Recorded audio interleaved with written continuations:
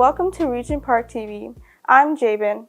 Today we bring you a heartfelt tribute to Louis March, founder of the Zero Gun Violence movement. We'll remember his impactful work and share highlights from our last interview with him, where he discussed gun violence trends in Toronto and the critical role of community engagement in addressing this issue. Join us as we reflect on his legacy and the ongoing fight for safer neighborhoods.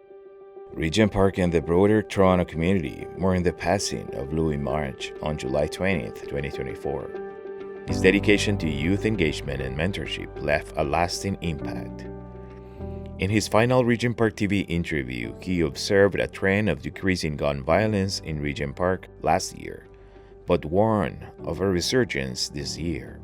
He discussed media-driven fear, the condition driving violence in Toronto's downtown east side, and practical solutions proposed by his movement. Louis March's insights remain vital and urgent. Elder Louis March's interview remains a powerful testament to his unwavering commitment to building safer and healthier communities. My name is Louis March. I'm the founder of the Zero Gun Violence movement. It's a collaboration, a network of over 40 different organizations, agencies, programs across the city that are invested in this whole concept of zero gun violence in our city.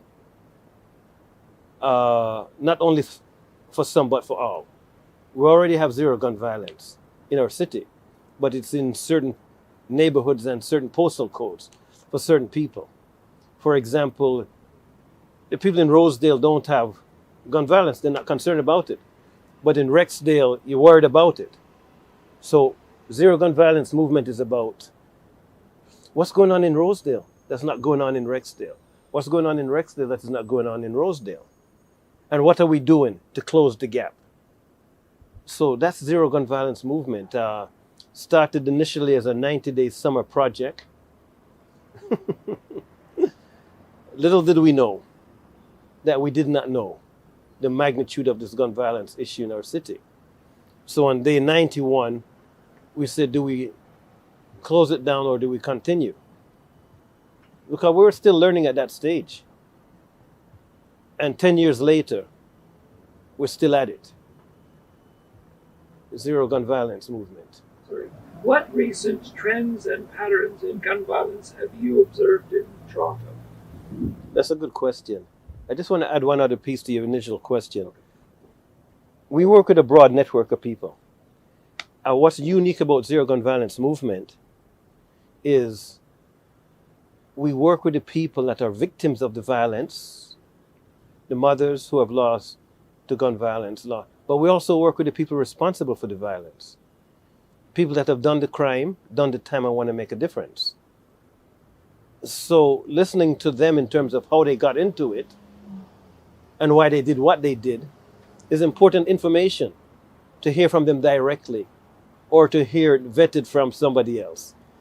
And listening to the people that have suffered, that are traumatized, going through the agony and the grief of loss. Listen to their story. What are they going through? And when you put those pieces together, you realize that we've got to stop this madness. Because every shooting that has taken place, there were intervention points that we missed. We showed up late, and then we act surprised. But if we don't fix the pieces that need to be fixed, the violence has to happen. You can't stop it, but stop acting surprised when it happens. Because we've set it in motion from time. In terms of your question about recent trends, it's important to recognize these trends because it gives you an idea of what's really going on. Are we making progress? So in the city of Toronto, the gun violence numbers for the last 5 quarters, 15 months, have been trending downwards. The number of shootings, the number of victims, the numbers have been coming down from the second quarter last year, 2022. We noted the trend then, and we didn't want to get too excited because we didn't know it was a trend at that time. But the third quarter, the fourth quarter last year, the trend continues downwards. And then the first quarter and the second quarter in 2023, the trend continued. In terms of actual numbers, today is the beginning of September. The numbers compared to this time last year in terms of shootings and incidents have declined 21.7%. Last year we had 277 incident shootings. This year we've had 217. Decline of 60, percentage-wise 21.7% decline. In terms of homicides, the numbers have declined 32.1% compared to this time last year. That means last year we had 28 homicides this time last year. This year we've had 19. What is this telling us? This is not like a 1 month or a 2 month or a 3 month. This is over 15 months. There's something in those numbers. And we have to ask the question, what has happened? What has changed? And I want to be specific here. The decline in shootings and homicides did not happen by chance. It happened because a lot of incredible people are doing incredible work. In Regent Park, 51 Division, you look at the numbers of shootings reported. In Regent Park, 51 Division, we've had 5 shootings, reported shootings, okay, and 1 homicide.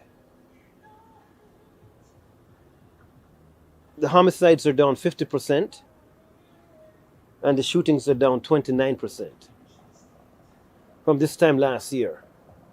So if you go from community to community across the city, you see that similar decline. In Lawrence Heights, for example, in 2022 we had no reported shootings. And Lawrence Heights used to be a hot spot for us. In 2022 there were 0. Again, this didn't happen by chance. It happened because incredible people are doing work. And if you'll allow me, I can speak to some of those issues that have caused this decline. My question is, why is there a perception if the data characterizes that gun violence is down? Why is everybody at the moment saying, "Whoa, there's so many people being shot, so many people being killed"? What is that? Where's the disconnect there? What's going on there? That's a legitimate question, because when we present the stats and the data, we can't make this up. The data is speaking to us. The concern right now is because the media is sensationalizing certain shootings. For example, the shooting in Libertyville with an innocent lady with 2 children going for lunch, get caught in a crossfire between 2. And that news is reported over and over and over and over again. If that shooting took place in another community, you wouldn't hear about it. So the media has a role to play here in creating that level of fear and despair across the city. What I'm saying here is the safe zones have been breached. Normally, like if the violence is taking place in certain communities, it's a non-event. But when that violence spills over into other communities that are not used to it, and that gets sensationalized by 24/7 hour reporting, it feeds into the level of fear and despair across the city. And the police and the politicians have done a terrible job of speaking to this. I don't know, maybe they benefit from that level of fear and despair that is created. But they've got to be honest. There has to be integrity in their operation, and it's lacking. A lot of people are doing incredible work, and I want to give them credit. So the level of fear and despair that is causing angst in our community, in our city, is a result of the media's presentation and narrative about gun violence, with the exclusion of a counter narrative that might be more realistic and based on fact. So that's why the level of fear and despair is out there. It's a media creation, and it has not been refuted by the people that we entrust to tell us what's going on. What are some of the conditions that drive concentrations of shootings, stabbings, and beatings and other acts of violence in the downtown east side? When you're speaking about the contributing factors, what's causing this, we all know what it is. Wherever there is lack of opportunity, lack of education, lack of employment, drugs dealing, racism,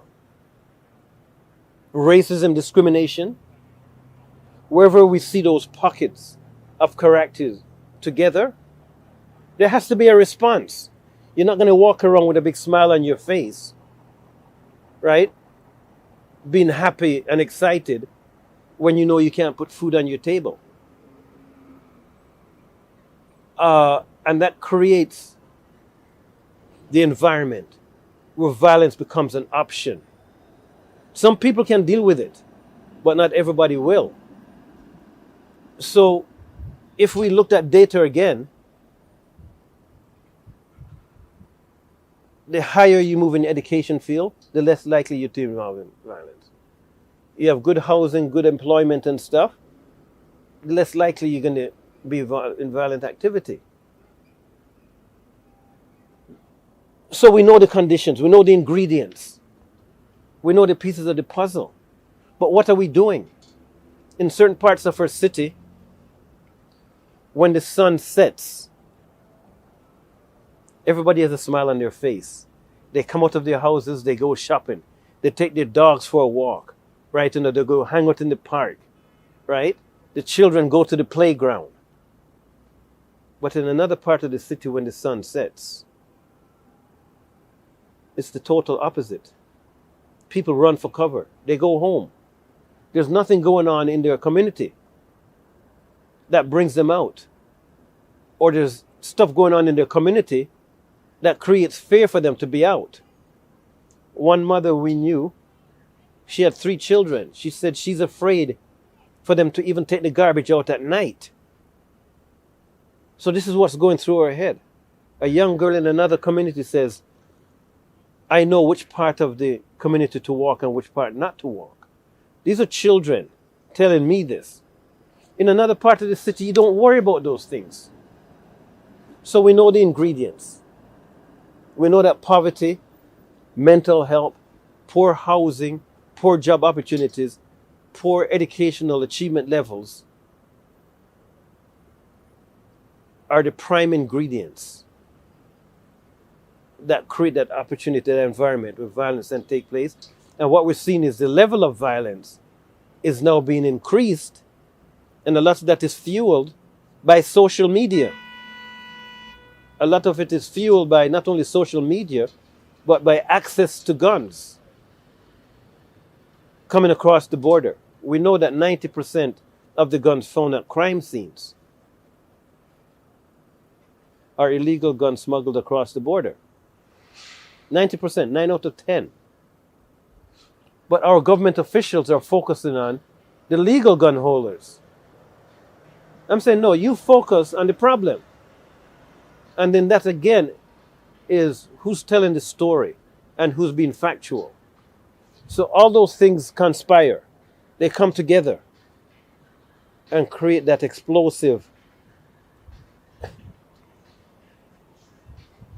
those explosive ingredients that feed into the violence.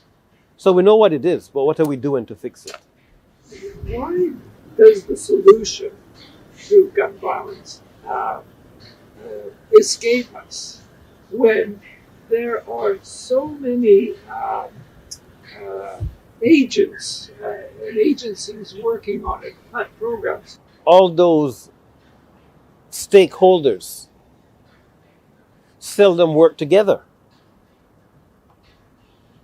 They work in silos. They compete against each other. They don't share information. One person will have data on this, one person will have data on that. Right? But they don't share the information. They don't come to the table. Or when they do come to the table, it's not any meaningful discussion or sharing of information. The way I look at it is, it's like a jigsaw puzzle. All these pieces that you've referred to are legitimate pieces in the solution. But if they're all scattered, how do you find a solution? And that's why it seems so difficult, because their culture does not allow them to work together. We have something, we call it the funding Olympics.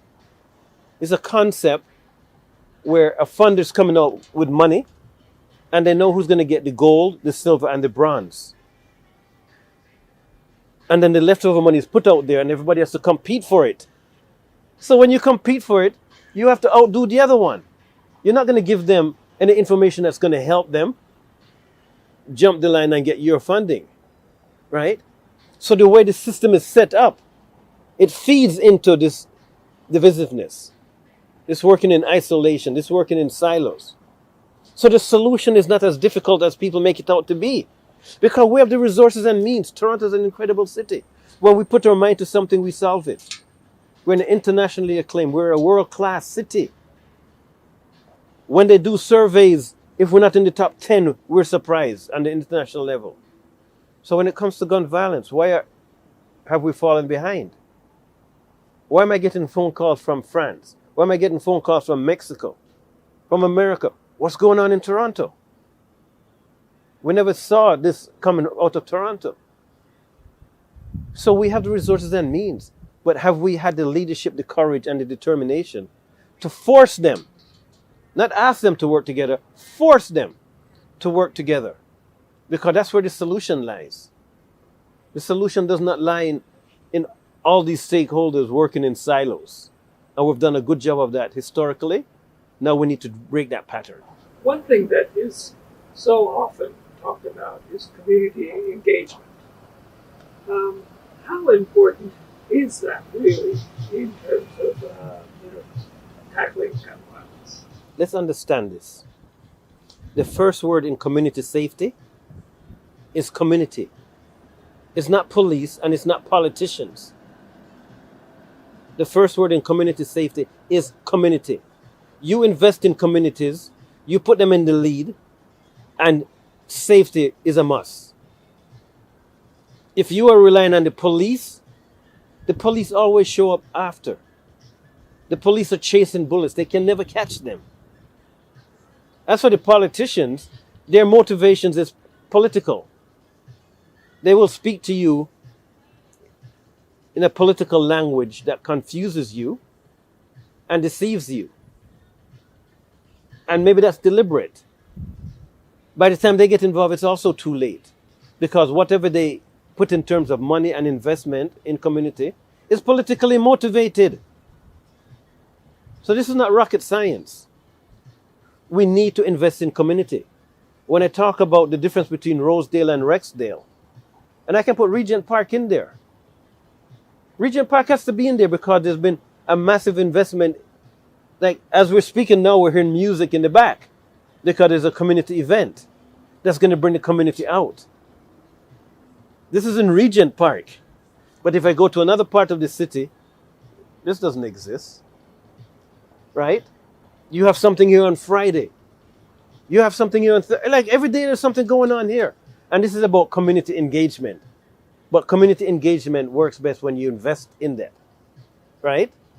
So this is where the politicians can come. The police should be an afterthought. They should be an afterthought. But when you go to them first, we know that we got a problem from the solution of the problem. So I go back and I underline 100 times. The first word in community safety is community. Let's invest in community. Let's find out what's missing, where the gaps are. Where can we improve? And the interesting thing is, what the community needs is not on the massive scale that people normally think. It's about investing in the people, investing in the families, investing in the schools, right? Investing in economic activity. You do that, and the benefits, the rewards are tremendous. If the first people are going to call is politicians or police who have missed it totally, they should be an afterthought. Let's invest in the community so they can all shine, so they can all become alive when the sun sets. This is what Regent Park is about. If I came here 10 years ago, there's no way this would be here. There's no way, right? So somebody had that vision 10, 15, 20 years ago to say, let's do some long-term investment in creating a community that people feel happy living in, right? People feel happy going out and feeling safe. It didn't happen overnight. This was not a magic solution, right? Our mayor used to talk about the silver bullet. We're not looking for a silver bullet, right? We're looking for that long-term investment. And here's a classical example. People should be coming here to see what we're doing in Regent Park, right? And look at Mothers of Peace. Look at the community organization. Look at Daniel Spectrum. I've been here 3 times in the last week and a half for community events, right? This is incredible. There's no way that would have happened years ago, you know? And we're seeing the results.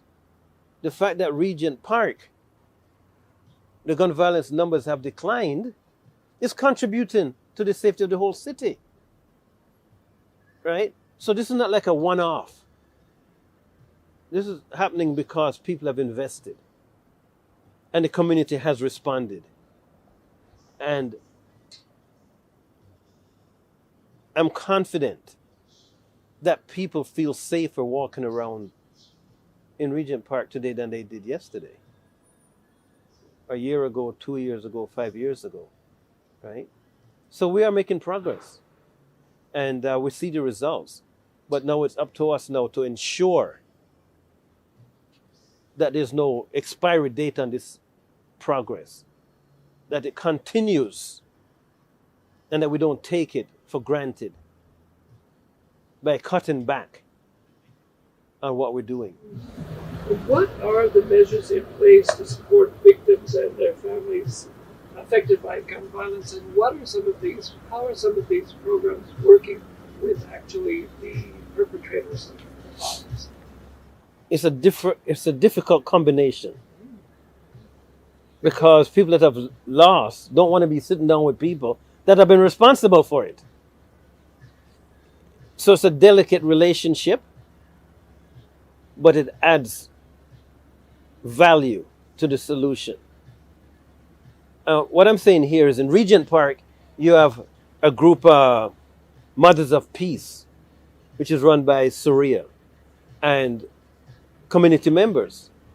And they are doing an incredible job healing those that have been hurt, that have lost. They have discussions, they lean on each other, and they get that strength for trauma, for healing, for moving forward. That's one piece. The people that are responsible, that have done the crime, done the time, that want to make a difference, we've got to create space for them too. We can't erase them. We can't exclude them. Because sometimes they will tell you, how did they get into this situation? Where were the possibilities? What type of options were available to them? And in knowing that, it can help us prevent it from happening, focusing on these things.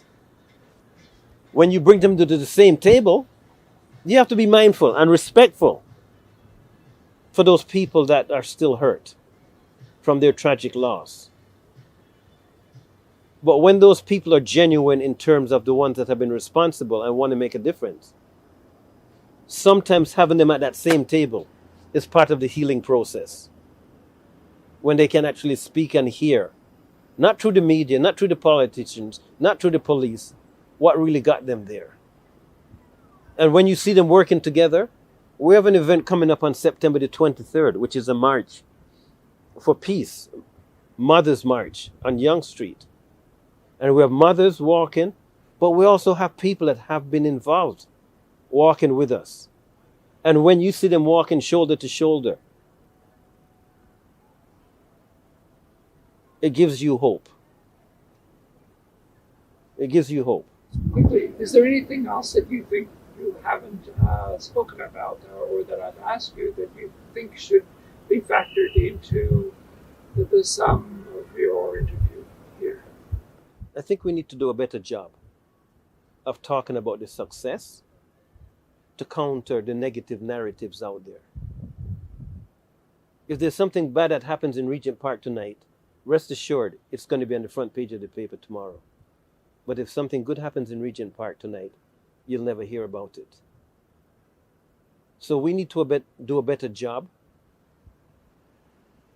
of highlighting the progress that is being made in certain communities, yes, so that it provides guidance and direction for other communities. Wow, if this is working in Regent Park, why can't we implement it here in another part of the city? What is it that we need, right? And we cannot allow the media to make those decisions as to what's important, what should be on the front page or not. And if they're not going to put it on the front page, then we find other ways to get the stories out. Because I'd hate to think that people have invested so much in positive change that we don't recognize their effort, because I want to make sure they continue, but I also want to use their success as inspiration to others to try something different and not just accept the status quo. This is the way it has to be. I think that's one thing that will bring everything together better. And it's one thing that Zero Gun Violence movement should also do a better job of recognizing and celebrating success, because it provides hope for those people